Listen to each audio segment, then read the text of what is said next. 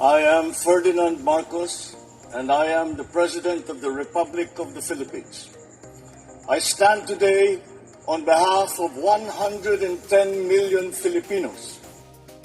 Hi everyone, hello universe, it's me again. Shout out sa inyo mga kababayan. Today is February 1. Woo! Happy Valentine's Day sa inyong lahat. Shout out sa inyo guys. Ayan, Filipinos, OFW, Marcos supporters, and loyalists. Hello mga bes. Happy blessed everyone. Ayan, mayroon tayong updates. Sinabi po dito ni Congressman Ridun. Alam po natin, abogado ito guys. Oh. Sabi niyo po dito, tungkol dito na naman sa ruling ng Supreme Court sa pagbasura dito sa impeachment, no, ni Sara Duterte dahil nga doon sa motion for reconsideration, ano. Alam nyo guys, medyo nakaka-alarma din naman talaga. We are not lawyers guys, pero nararamdaman natin at nakikita natin base po dito sa mga napapanood natin, hindi lang po sa mga batikang abogado, but of course sa mga political analysts, yung mga expert tungkol dito sa pagbasura, ano. Alam po natin yan majority po ng mga justice doon na nakaupo is Duterte appointees. Pero I hope hindi po porke i-appoint ka, ipapanig ka sa pangalan na yun. No. Inilagay ka dyan for the mamamayang Pilipino. Not the guys sa isang tao. Dahil in-appoint ka, no. Dapat hindi ganun. Isipin mo na rin, di ba? Na karapatan ng sinuman na hindi ka dapat diktahan kung sino man ang nag-appoint sa iyo, na dapat doon ka sumuporta. O binigyan mo ng pabor dahil yung tao na yun ay konektado sa nag-appoint. Dapat hindi ganoon no. So dahil dito mga be, sabi dito ni Congressman Ridon, basahin po natin para kumpleto detalyado. Agay. Yan, sabi po ng Bombo Radio, basahin. Supreme Court hinamon ng silipin muna ang sariling backlog bago punahin ang Kongreso sa impeachment. Agay!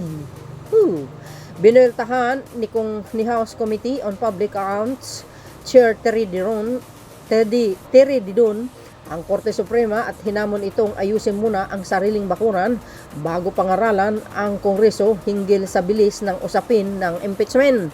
Alam po natin, ang House of Representatives guys, hindi rin basta-basta yung mga tao dyan, no?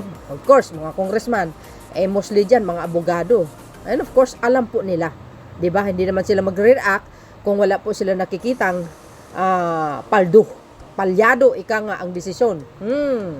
Alam nyo naman po yun. Pero ito guys, ito. May natatandaan ko, sinabi ni Ombudsman Remulla, even the judicial, mayroong mga korupsyon. Guys, hindi po ako nagsabi niya si Ombudsman Remulla, Boying. Mayroon po tayong video dyan. Sabi po dito mga kababayan, sa isang media forum, ipinaalala ni Ridon sa kataas-taasang hukuman ang mandato ng 1987 Constitution na dapat resolbahin ang mga kaso sa loob lamang ng 24 na buwan mula sa pagsumiti ng mga pleadings. Diba guys? Kung alam pala natin na binasura, dapat hindi naman dapat nila patagalin ng 6 months. Biro mo yun. Dapat yung 1 month or 2 months tapos na. Pinatagal pa nila ng 6 months. Ito in my own opinion guys. Di ba? Ba't anyari? Sabi nga ni Senator Soto, binali ang saligang batas. Wow. Kaya mas maganda mag-chacha. Yes. According to guys, one lawyers na napanood ko, tsaka yung isang political analyst. Pag-chacha kasi, no? Pag once na gusto mong palitan ng 1987 Constitution, ibig sabihin, ang ibig sabihin yung saligang batas, dadaan po talaga sa mahabang proseso po yan. Magkakaroon po talaga ng salita ng explanation, which is ang debate. Ibig sabihin ng debate, yung debate na talagang akma doon sa tamang proseso na alam po natin makikinabang ang sambayan ng Pilipino. Ganun, 'di ba? Pero kung palitan mo, ika nga binali mo ang saliging batas sa madaling panahon without pagbusisi na ikaw lang ang magdesisyon na ba, hindi yata pwede yun, guys. Hindi po yan. Parang lumabag ka na talaga sa batas. Agay, correct me if I'm wrong, guys, kung tama lang yung mga sinasabi ko. Comment sa comment section. Okay? Shout out sa mga lawyers dyan na nakikinig sa akin, mga base. Mga sir, gusto nyo akong i-correct, ha? Ginawang halimbawa ng mambabatas ang matagal ng nakabinbin na petisyon kaugnay sa non-contact apprehension policy na hanggang ngayon ay wala pa ring final na desisyon. Biro nyo yun. Alam nyo naman dito sa bansa natin, marami po ang nagsasabi, napakabagal lang ang justice system sa atin dito. Grabe kung makapag-desisyon abutin ng taon. Wow. Remember guys, si dating Chief Justice Corona, nung na-impeach, guys. Sus Maria Josep, nalaman pala ang resulta ng desisyon, mga kababayan, after 11 years. Biro nyo yun. Tapos nalaman na wala pala siyang pagkakasala. Anak ng kwago. Napakalaking insulto po yun. 'Di ba? 'Di ba pag sa Amerika, pag ang isang, halimbawa, ito ay example lang, mga kababayan, may napanood ako. Sa Amerika kasi, yung isang tao inakusahan, no, na kinitil niya ang buhay ng isang tao. Tapos ngayon, ikinulong siya ng mahabang panahon, mga kababayan. Pero nalaman pala nila wrong identity. Mali pala. Hindi pala siya ang may sala. Sa tagal-tagal ng panahon na nakulong siya, mga kababayan. Pero you know what happened? Guys, ang nakita ko, base doon sa nabasa ko, binayaran pala siya. Kahaba-aba ng panahon. Aba, instant millionaire. Di ba? Biro nyo. Yan ang mahirap, no? Well, anyway. Sabi po dito, mga kababayan, ayon kay Ridon, bago questionin ng Supreme Court ang lehislatura sa umanay pagmamadali sa mga impeachment complaints, dapat munang tiyakin ng hukuman na susunod nito ang sariling deadline sa paglutas ng mga kaso. Agay! We don't have knowledge, guys. Pero, sana naman, di ba? Sana naman, pag-aralan mabuti, mga kababayan. Ang isa sa mga nadismaya ako, hindi ako lawyer, nadismaya ako kasi, biro nyo mga kababayan, isa sa mga article of impeachment laban kay Sara Duterte, yung pagbanta niya sa Pangulo. What if totoo yun? No? Nangyari. Ano ngayon? 'Di ba? Tapos ngayon, hindi man lang mabigyan ng hustisya ang Pangulo sa pagbanta sa kanyang buhay. Masasabi po siguro natin, may kakayahan si Sara Duterte, mga kababayan, magbayad ng hitman. Kasi nga, sabi niya, nagbayad siya ng hitman Kung papatayin daw siya, kailangan patayin mo. Ito si Pangulo, si First Lady, at saka si Speaker. Biro nyo yun. Alam po natin si PBBM, mabait na tao yan. Hindi madumi ang kamay. Ang may kakayahan talaga, maaring kumitil, si Sara Duterte. Di ba?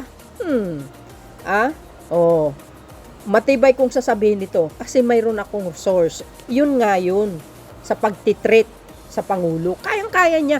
Why? Vice Presidente yan May kakayahan siya talaga. 'Di ba? Pero wag naman sanang mangyari. Doon pa lang dapat tinitingnan nila doon. 'Di ba, guys? Kailangan yung mga ganung klaseng treat sa isang mataas na opisyal, lalo na pagpangulo. Kailangan sampahan ng kaso. 'Di ba? Live na live, kitang-kita sa buong mundo. Na highlights nga yan sa isang international news Biro nyo yun? Wow, grabe. Doon pa lang ang tindi nun, no? I-treat mo, bantaan mo ang Pangulo na patayin. Sa kabila nito, nilinaw ng kongresista na bagaman kinikilala nila ang judicial autonomy Nanatili ang kapangyarihan ng Kongreso na bantayan ng hudikatura bilang bahagi ng checks and balance. Dapat lang, kumilos na kayo. 'Di ba? Kongreso, kumilos na. Binigyan din ni Ridon na may malinaw na mekanismo ang gobyerno para accountability. Kabilang narito ang impeachment proceedings at ang karapatan ng Kongreso na busisiin ang paggamit ng Judicial Development Fund. Naku!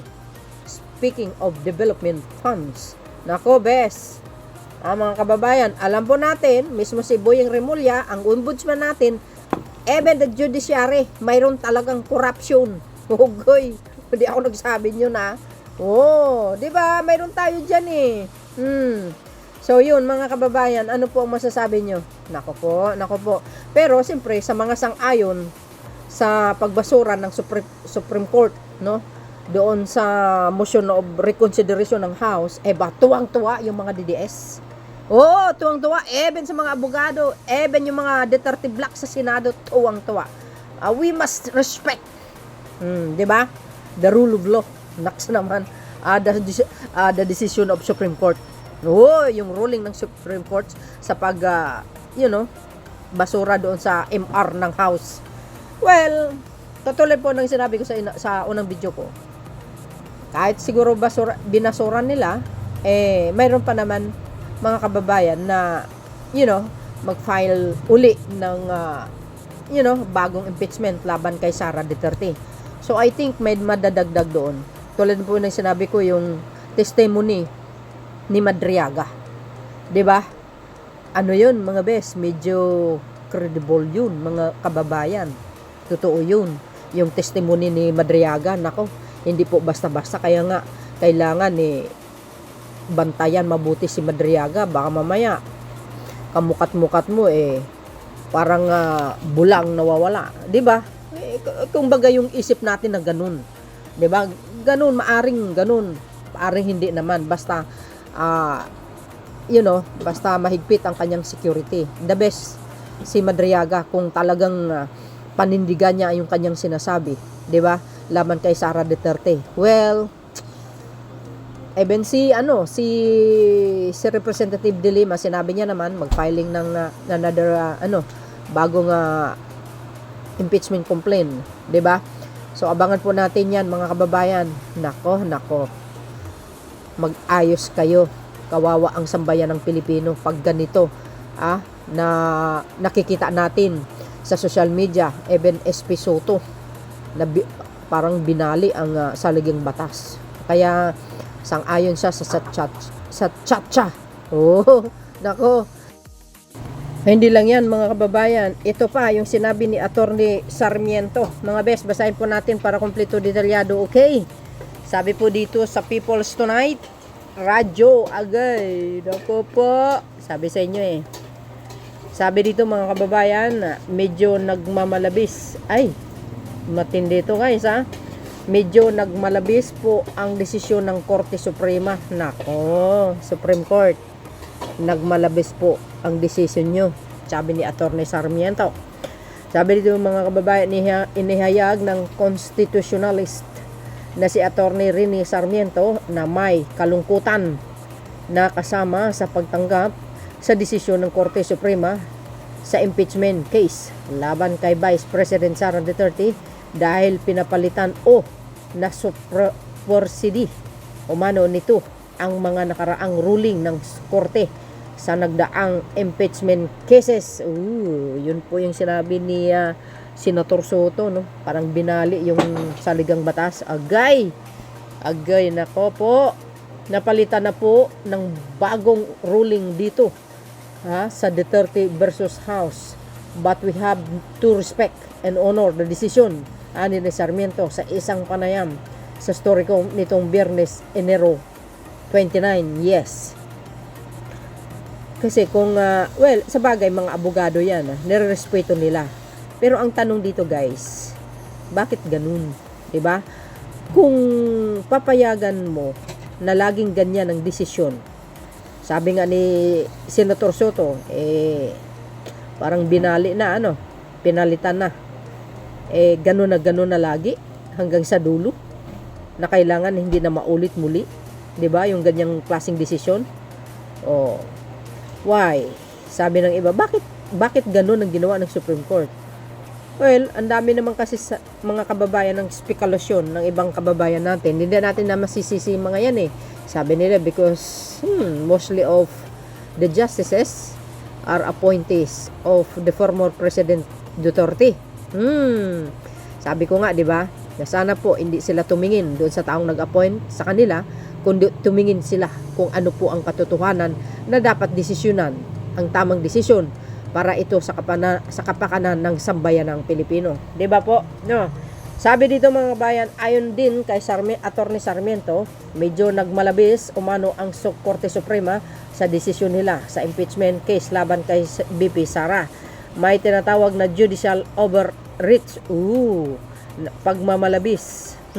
Ang ating Korte Suprema amounting to judicial intervention o kaya naman judicial intrusion. Agoy, hindi na po judicial activism. Naku, malalim ito guys. Ayan po May kalungkutan pong kasama ang pagtanggap ng desisyon na iyon because of the ruling that supersedes the other ruling of the Supreme Court in the past. So may binago. 'Di ba guys? Sabi nga ni Senator Soto, ayun na nga yun. Hala kayo mga kababayan. So, well guys, anong magagawa natin? Tapos na napagdesisyonan na Sana po hindi na maulit po yung ganun, 'di ba? Sana po walang pabor-pabor. Delikado tayo pag ganito mga kababayan. But anyway, bahala na si Lord sa atin. Kung ganito po ang kalakaran sa bansa natin, walang mangyayari sa atin. Kung ang sa tingin natin ito base sa aking opinion lamang, sa aking thoughts or kung ganito lagi ang pamamalakad, walang mangyayari sa bansa na ito. Puro na lang tayo pabor na lang sa isang tao if ever na ganun ang nangyari. Kasi minsan ang iba sinasabi nila money talks. Kung sabihin natin money talks, hindi po nagkakamali si Ombudsman Remulla. Even the judiciary, may corruption, may nangyayaring hindi maganda. Nako, ilagay ko nga sa screen ko yan guys. So yun mga best, kayo na pong balang humisga, magkomento. See you again on my next upload. Bahala na si Lord sa atin. Thank you for watching. Likes and comment guys. Follow me. Bye and babush. God bless Philippines. Bye guys.